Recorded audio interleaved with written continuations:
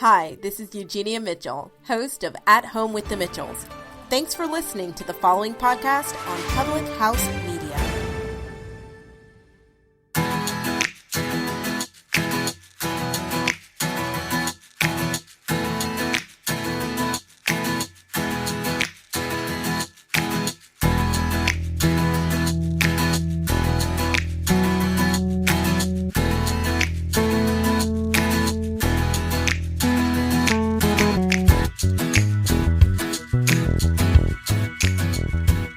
What is up, beautiful people?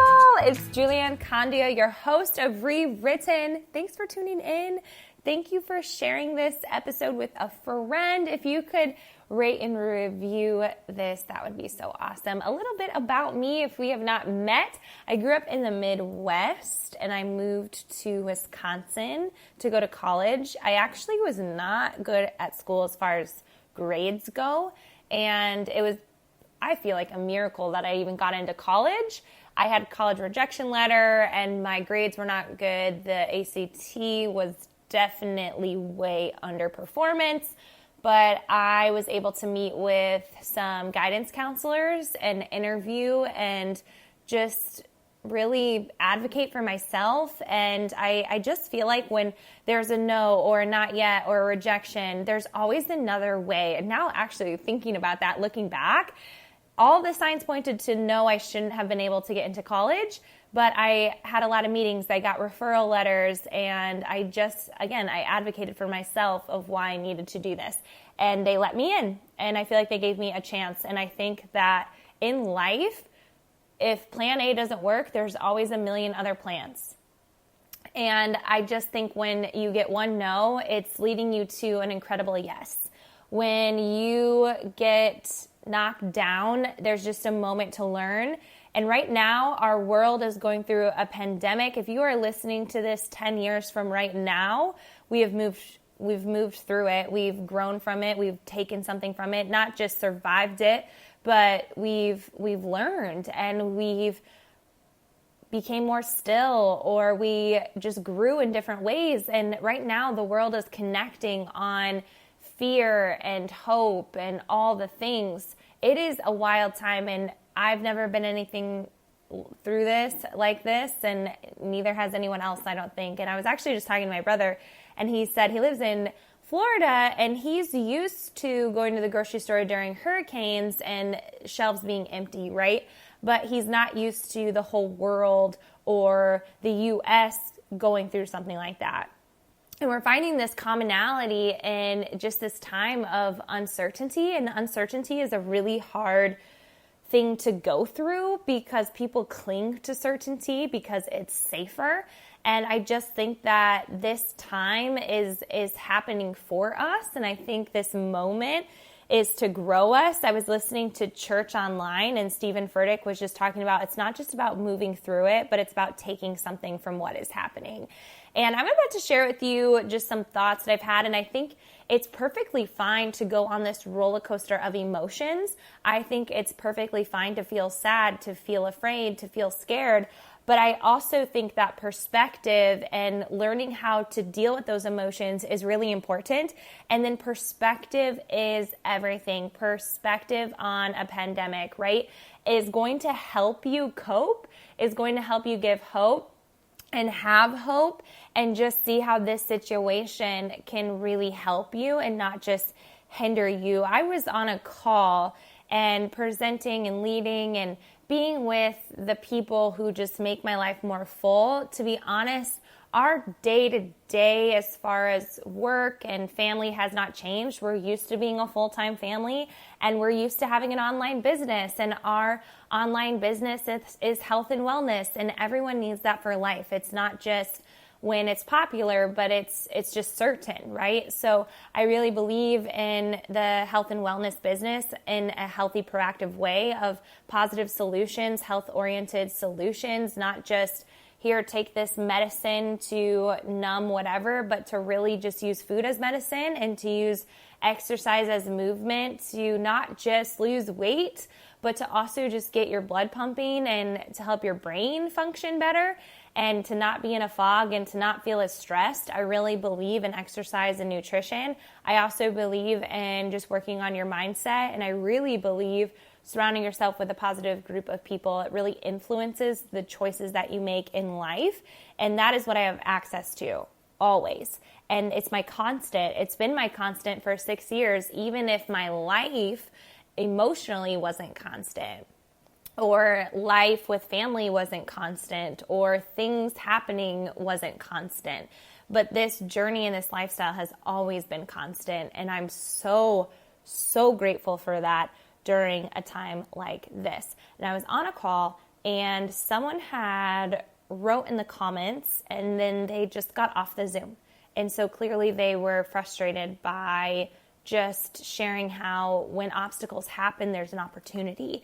And they said, and I'm not putting them down, I think that this is valid to feel this way, but I also realized when this comment was made that I had a decision. I had 30 seconds of a decision of how am I going to respond to this?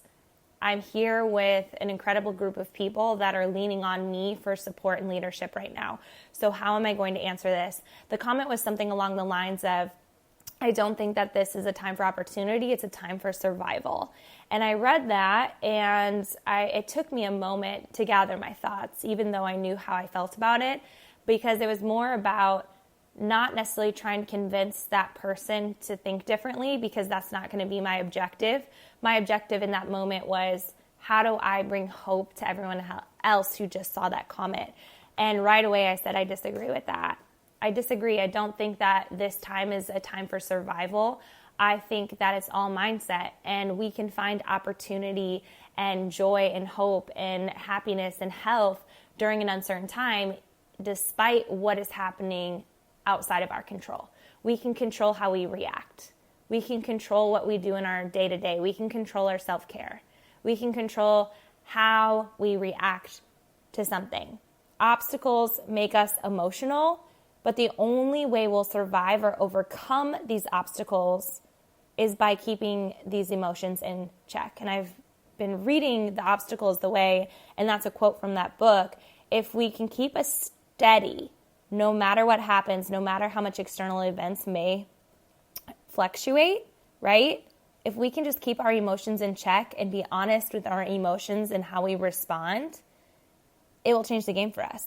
That not letting the negativity in, right? Not letting these emotions get started, because this is a huge part in The Obstacle is the Way that I loved, and I underlined it and I started and I highlighted it, was so you can focus your energy on exclusively on solving problems rather than reacting to them.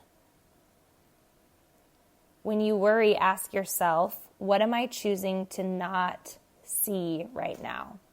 What important things are you missing because you chose worry over introspection, alertness, or wisdom? Does getting upset provide you with more options to help you? Maybe, but I would say a lot of times in this instant, no. I don't think that this is just a time of survival and panic and worry and stress. I think that this is a time to be hopeful and choose joy and not just choose fear. I think choosing happiness and to see the good and to see the blessing, because life is happening for us and not to us. And I think that's just important to remind ourselves of. Real strength lies, right, in what we can control. And yes, the presence of God is always there. God has our tomorrow. God has our right now. And He gave us the choice of free will. And right now our free will needs to have a choice, right, of how are we going to look at this? How are we going to react? What are we going to do about it? Are we going to be a beacon of hope, a beacon of light, encouragement? And that might be creating boundaries in your life with social media, consumption of the news, the consumption and playing into the fear and the panic. Maybe it's unplugging and walking away and being present with your family because you have the time with them. You're not distracted.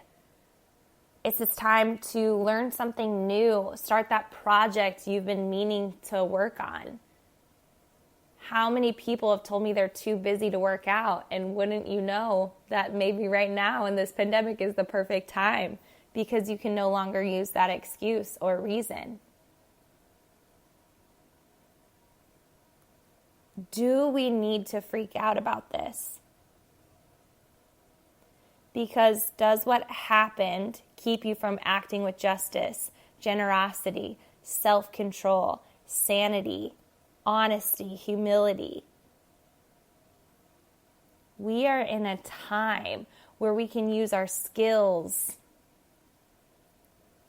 our happiness, our mindsets, our health for the greater good. It's about how we see these obstacles. Where one person sees a crisis, another one can see opportunity. So good. Where one person sees a crisis, another one can see opportunity. You will learn that this reaction determines how successful we will at overcoming or thriving during this time. A lot of times, and this is in the obstacles, the way people often react emotionally because we lose our perspective. Unhelpful perceptions can invade our minds. And I can so agree with that and feel that because when I was down this last week, it was one day I was not in a healthy space. My mental health wasn't at a healthy space. I didn't love that. It was because I had an unhelpful perception that was invading my mind. Our minds are sacred. Our hearts are sacred. And then I just realized if I just keep taking action on the self-care, surrounding myself with people who breathe life into me, stay in my Bible, turn off the news, pray, create, organize, control the controllable. We cannot control our outside influences, but we can control how we respond and what we do. And I'm going to be choosing, even if I'm down certain days, I'm going to be choosing to work on myself. I'm going to be choosing to do the things that I love. I'm going to be choosing to spend time with my family and not just throwing my hands up in the air and just trying to survive and just give up. I think there's a time right now for us to be a light to others, to share. I just did something the other day. Eric and I Zoomed our friends and we played our favorite game, Settlers of Catan. I know it's Catan, but I always say Catan. And we played with them and it was so much fun. It was like they were with us. There's things you can do, FaceTime your family and your friends and just be together. We don't have to give that up. We don't have to just be in survival. We can thrive. Friend, thank you for listening. If you could screenshot this, tag me at Julianne Condia at The Rewritten Society. Let me know how this podcast is helping you. It's here to help you have perspective, that you can be a chain breaker, that no matter your current circumstances, which a lot of our current circumstances are very similar right now, no matter your past, that you can thrive, you can be anyone, you can do anything. I mentor women in business. I also mentor them in self-care. My team, Team Happy and Fit, is incredible. We live fit. We inspire, we help, we encourage.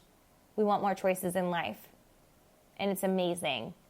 If you want to turn fitness into your business, have an online platform that can help people not in your geographical location, I would love to chat. Just send me a DM. All right, friend. Have the best week.